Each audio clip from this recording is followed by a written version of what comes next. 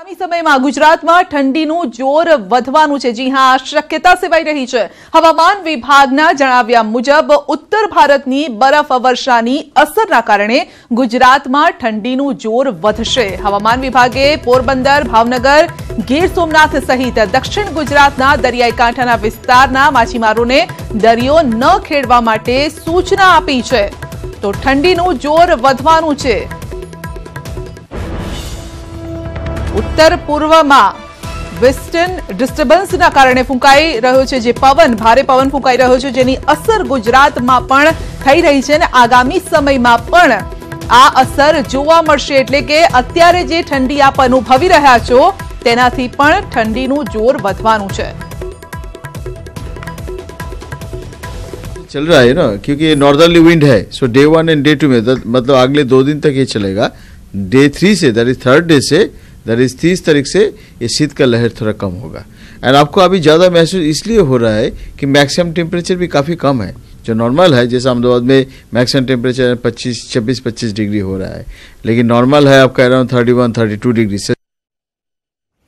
तो गुजरात समेत देशभर में वेस्टर्न डिस्टर्बन्सना कारणे देशना विविध स्थानों पर हिमवर्षा तो अनेक स्थाने कातिल ठंडीनो चमकारो पण जोवा मळी रह्यो छे। जो के आ हिमवर्षाना कारणे प्रवासीओमां खुशी पण जोवा मळी रही छे।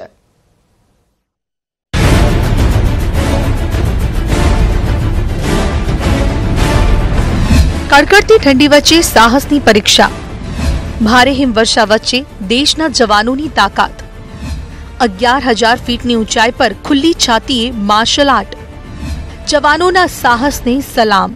वेस्टर्न डिस्टर्बन्सने कारणे हिमालयमां थयेली हिमवर्षाथी कातिल ठंडा पवनो वाई रह्या छे। अमुक स्थाने हिमवर्षा पण शरू थई गई छे। मैदानी विस्तार होय के हिल स्टेशन, दरेक स्थळे वातावरणना परिवर्तनने कारणे शीतलहरनो प्रभाव जोवा मळी रह्यो छे। जो कि आवी कातिल ठंडीनी वच्चे पण काम करता देशना सुरक्षा जवानोनी हिम्मत जोईने ज खबर पड़े। आ वीडियो छे उत्तराखंडनो, जे आईटीबीपीना जवानो 11,000 फीटनी ऊंचाई पर खुल्ली छातीए मार्शल आर्टनो अभ्यास करी रह्या छे। तो साथे ज हाथमां तिरंगो लईने पेट्रोलिंग करता पण जोवा मळी रह्या छे। हिमवर्षाथी प्रवासीओमां छवाई खुशीनी लहर। जम्मू एंड काश्मीर तेमज उत्तराखंडमां नवेसरथी भारे हिमवर्षा थता देशना विविध स्थळोए शीतलहरनुं मोजું ફરી વળ્યું છે। तो हिल स्टेशन અને अन्य प्रवासन स्थळो पर लोको हिमवर्षाનો आनंद माणता नजरे પડ્યા।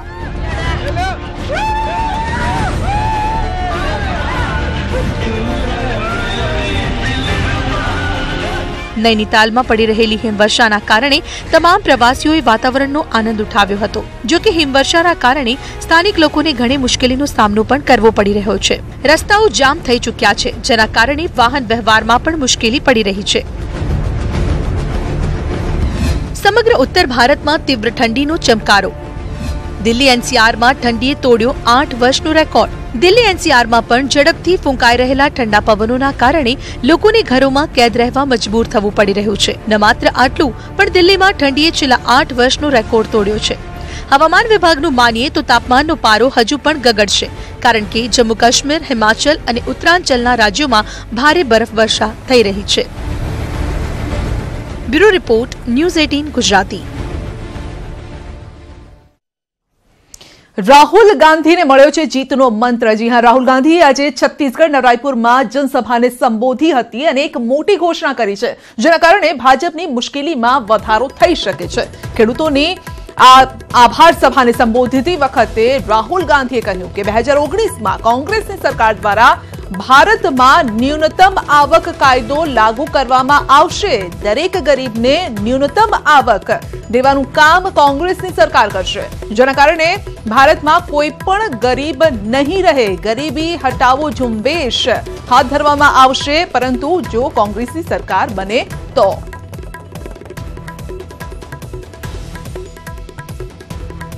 हमने निर्णय ले लिया है कि हिंदुस्तान के हर गरीब व्यक्ति को 2019 के बाद कांग्रेस पार्टी वाली सरकार गारंटी करके न्यूनतम आमदनी देने जा रही है। इसका मतलब मिनिमम इनकम गारंटी, मतलब हिंदुस्तान के हर गरीब व्यक्ति पे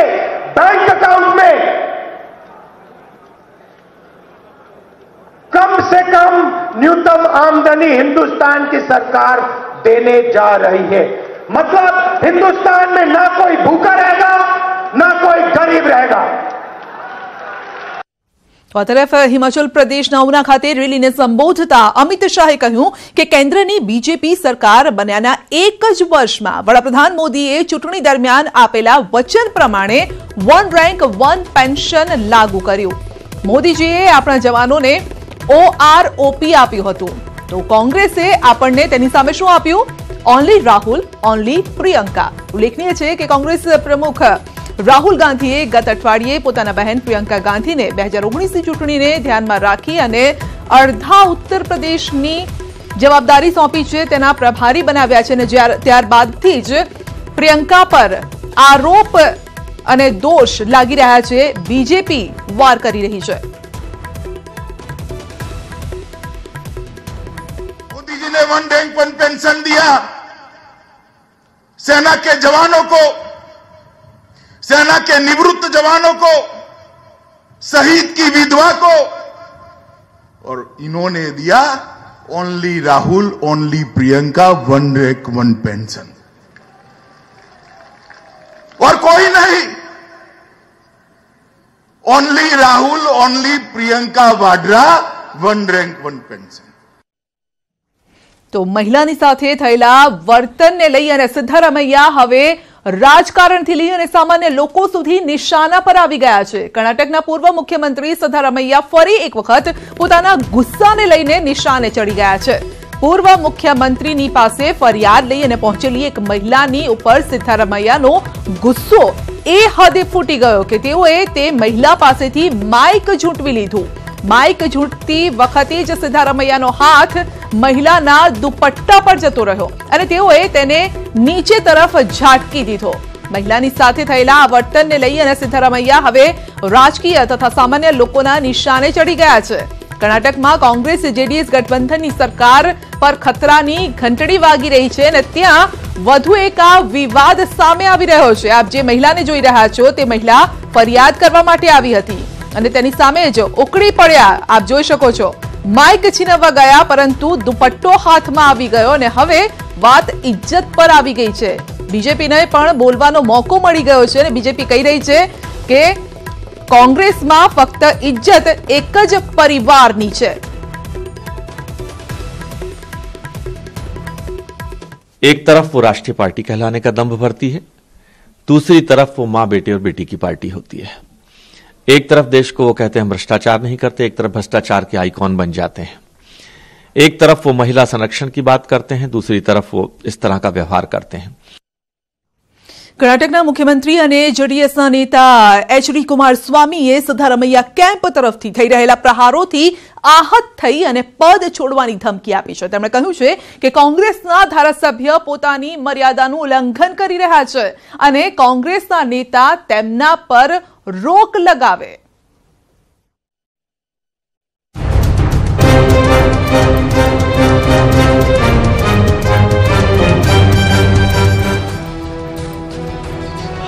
એક તરફ ભાજપ કર્ણાટકમાં પોતાના સોગઠા બેસાડવા માંગે છે અને ત્યાં જ રાજકીય પરિસ્થિતિ પણ તેમની ફેવરમાં જતી દેખાઈ રહી છે.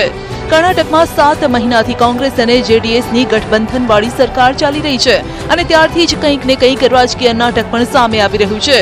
ભલે કુમારસ્વામી ગઠબંધનની સરકારમાં સીએમ હોય, પરંતુ કોંગ્રેસના કેટલાક ધારાસભ્યો સિદ્ધારામૈયાને જ તેમના સીએમ માને છે, જેને લઈને હવે વિવાદ વકરી ગયો છે. રવિવારે એક ઇવેન્ટમાં કોંગ્રેસના ધારાસભ્ય એસટી સોમશેખરે કહ્યું કે ગઠબંધનની સરકારને 7 મહિના થયા પરંતુ વિકાસના નામ પર કંઈ જ થયું નથી.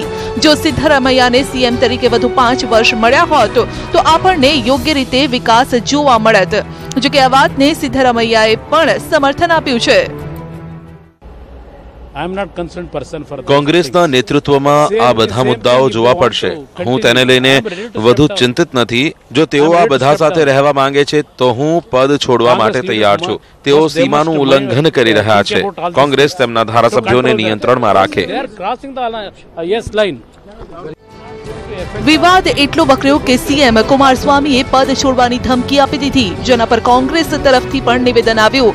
तो भाजपा पण बर्तामां घी होमवानुं काम करी रही है.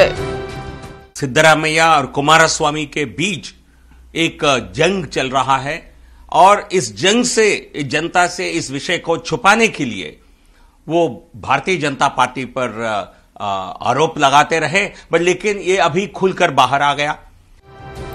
નોંધનીય છે કે કર્ણાટકમાં સત્તારૂઢ જેડીએસ કોંગ્રેસની ગઠબંધન વચ્ચે છેલ્લા ઘણા દિવસોથી સત્તાને લઈ અને સંઘર્ષ ચાલી રહ્યો છે અને આ જ સંઘર્ષનું પરિણામ છે કે આજની કેબિનેટની બેઠક પણ હવે રદ કરવામાં આવી છે।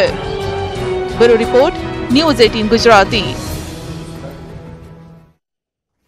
અયોધ્યા કેસ અંગે આવતીકાલે થનારી સુનાવણી ટળતા ફરી એક વખત રાજકારણ ગરમાયું, પરંતુ આ વખતે ન્યાયતંત્રની પ્રક્રિયાની સાથે ભાજપ પર જ સવાલ ઉભા થઈ રહ્યા છે।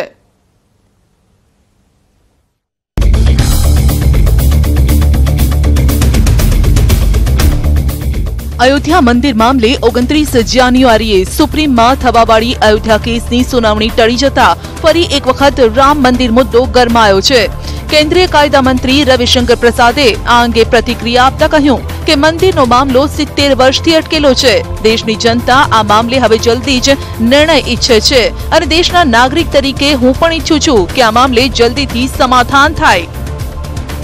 कई मामलों में जल्दी सुनवाई होती है, सबरीमाला हो या एडल्ट्री का मामला हो, या कर्नाटक में जब होता है मामला बहुमत का तो रात में कोर्ट बैठता है। लोग मुझसे सवाल पूछते हैं। अर्बन माओइस्ट का मामला भी जल्दी सुनवाई हो जाता है, अच्छी बात है, लेकिन देश की जनता की अपेक्षा अवश्य है कि राम जन्मभूमि के केस का निष्पादन जल्द से जल्द हो। બીજી તરફ શરદ યાદવે રામ મંદિર મુદ્દે ભાજપ સુપ્રીમ કોર્ટને બહારથી જ દોરી સંચાર કરતી હોવાનો આક્ષેપ लगाવ્યો છે। ऐसा पहली बार हो रहा है कि भारत की जो सुप्रीम कोर्ट है उसे बाहर से डिक्टेट लोग कर रहे हैं। हम लोग लगातार कह रहे हैं कि सारी संस्थाओं का एक तरह से कोई संस्था नहीं जिसको ये हर तरह से उसके स्वरूप को, उसको चोट पहुंचाने का, उसमें हर तरह की यानी डेनिग्रेट करने का लगातार काम कर रहे हैं। રામ મંદિર મુદ્દે થઈ રહેલા આ રાજકીય નિવેદનના કારણે દેશની સર્વોચ્ચ ન્યાયપાલિકા પર સવાલ ઉભા થઈ રહ્યા છે, પરંતુ બીજી બાજુ અયોધ્યા કેસ મામલે મુસ્લિમ પક્ષકાર ઇકબાલ અંસારીએ કોર્ટ પર ભરોસો હોવાની વાત કરતા કોર્ટ કદી પણ કોઈના દબાણમાં કામ નથી કરતી તે પ્રકારની વાત કહી છે। कोर्ट से, चुनाव से कोई लेना देना नहीं है। कोर्ट चलता है सबूतों के आधार पे। कोर्ट किसी के दबाव में नहीं रहता। कोर्ट बिल्कुल स्वतंत्र है, जज बिल्कुल स्वतंत्र हैं। મહત્વનું છે કે જસ્ટિસ યુ લલિતે અયોધ્યા કેસથી પોતાને અલગ કર્યા બાદ હજુ 2 દિવસ પહેલા જ નવી સંવૈધાનિક બેન્ચનું ગઠન કરવામાં આવ્યું, પરંતુ નવી ગઠિત બેન્ચના એક જજ જસ્ટિસ SA બોબડે આ સમય દરમિયાન રજા પર હોવાથી ફરીથી એક વખત સુનાવણી ટળી ગઈ છે અને આથી જ હવે ન્યાયતંત્રની પ્રક્રિયાને લઈને પણ સવાલો ઉભા થઈ રહ્યા છે। Bureau report, news 18 Gujarati. 28 વર્ષ બાદ કોંગ્રેસ પટનામાં રેલી કરવા જઈ રહી છે, જેને સફળ બનાવવા માટે કોંગ્રેસ અને તેના સહયોગી દળોએ પણ પૂરી તાકાત લગાવી દીધી છે, પરંતુ રેલી પહેલા જ બિહારના વિપક્ષી ગઠબંધન પર સવાલ ઉભા થઈ રહ્યા છે।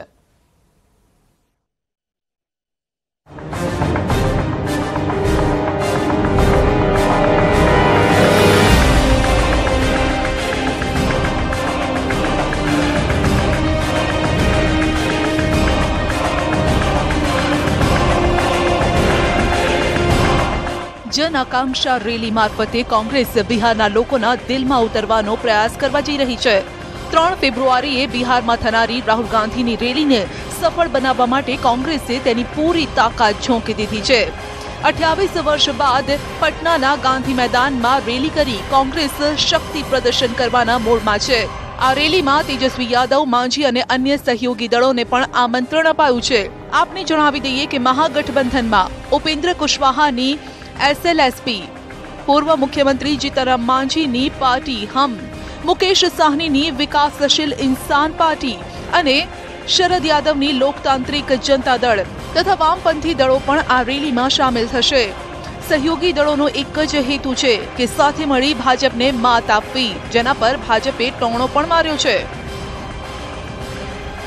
कांग्रेस के पास अपने नेताओं की कमी है और कांग्रेस अभी उधार पर नेता ले रही है।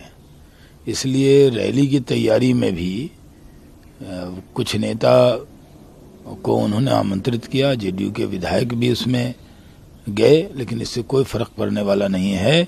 हम लोग इकट्ठे एकजुट हैं, बीजेपी, जेडीयू और लोजपा हम मिलकर लड़ेंगे और बिहार की 40 की 40 सीट जीतेंगे। એક તરફ ભાજપ બિહારના ગઠબંધન પર સવાલ ઉભા કરી રહી છે, ત્યાં જ તેજસ્વી યાદવનું કહેવું છે કે વિરોધીઓ ઉભા ન થાય માટે ભાજપ તેમના પર ખોટા કેસ કરી સીબીઆઈ તપાસ કરાવી દબાણ વધારી રહી છે। का महागठबंधन बना, यूपी में अखिलेश जी मायावती जी एक हुए, तो अखिलेश जी के पीछे लगा दी गई सीबीआई। आप देखिएगा उससे पहले चंद्रबाबू नायडू जब निकले एनडीए से तो उनके पीछे लगा दी गई। तो मोस्टली आप देखिएगा जितने भी ओपोनेंट हैं, इनके ऑपोजिशन के लीडर्स हैं, उन पे ये मुकदमा कराया है। પટના રેલી બાદ બિહારની સીટોની વહેંચણી થવાની પણ સંભાવના છે, જેમાં કોંગ્રેસ 40માંથી 15 સીટો પર ચૂંટણી લડવા ઈચ્છે છે, પરંતુ નવા સહયોગીઓ સાથે આવ્યા બાદ આરજેડી કોંગ્રેસની આ માંગ માનવા તૈયાર નથી।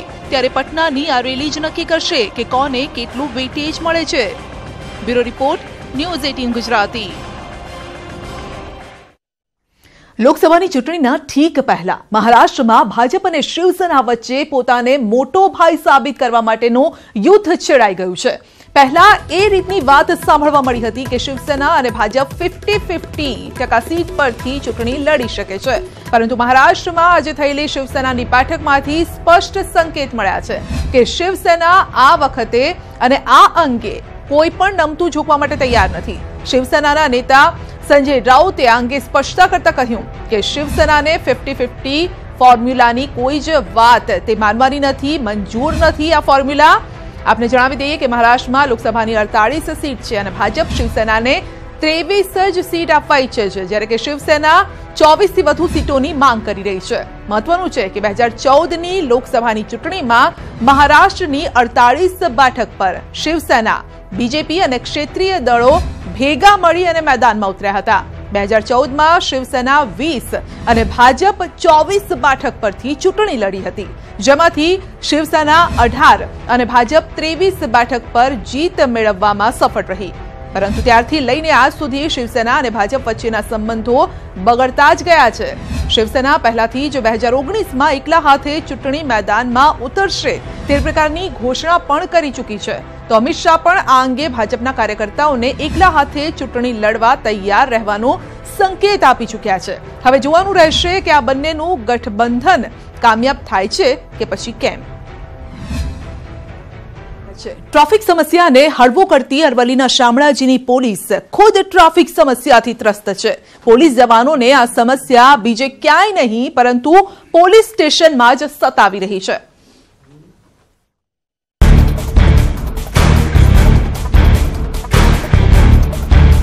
અરવલ્લીના શામળાજી પોલીસ સ્ટેશનમાં વાહનોનો જમાવડો એટલો વધી ગયો છે કે પોલીસ કર્મચારીઓને આવતાની સાથે જ વાહન પાર્ક ક્યાં કરવા તે પ્રશ્ન સતાવી રહ્યો છે। પોલીસ સ્ટેશનમાં પડેલા કરોડોના આ વાહનો રતનપુર ચેકપોસ્ટ પરથી જપ્ત કરવામાં આવ્યા છે, જેમાં દારૂની હેરફેર કરવામાં આવી રહી હતી। શામળાજી પોલીસે વર્ષ 2018માં 134 વાહનોમાંથી કુલ 8.5 કરોડનો દારૂ ઝડપી પાડ્યો અને હવે આ દારૂ સાથે ઝડપાયેલા વાહનો પોલીસ માટે માથાનો દુખાવો સમાન બની રહ્યા છે। પોલીસ સ્ટેશનમાં હાલ 276 જેટલા મુદ્દામાલના ટોટલ વાહનો પડેલા છે। હાલના સમયમાં પોલીસ સ્ટેશનની પરિસ્થિતિ એવી છે કે સામાન્ય નગરજનોને આવવા માટે પણ થોડી તકલીફ પડી રહી છે। ટ્રાફિકની સમસ્યા સાથે પોલીસને ઝડપાયેલો દારૂ મૂકવાની પણ જગ્યા નથી મળી રહી ને એટલે તો કરોડોનો દારૂ કન્ટેનરોમાં ભરી રાખ્યો છે, જે દારૂ ચોરી થઈ જવાનો સતત ડર પોલીસને સતાવી રહ્યો છે। ત્યારે જુદા જુદા ગુનામાં પકડાયેલા વાહનોનો સત્વરે નિકાલ થાય અને પોલીસને તંત્ર દ્વારા તાત્કાલિક જગ્યાની ફાળવણી કરાય તે માંગ પોલીસ અધિકારીઓ કરી રહ્યા છે। હાર્દિક પટેલ, ન્યૂઝ 18 ગુજરાતી, અરવલ્લી। એક તરફ લોકસભાની ચૂંટણી નજીક છે તો બીજી તરફ આંગણવાડી મહિલાઓએ સરકાર સામે મોરચો માંડ્યો છે। પડતર માંગણીઓના મુદ્દા સાથે રાજ્યભરની આંગણવાડી મહિલાઓ હવે સરકાર સામે બાયો ચઢાવી રહી છે।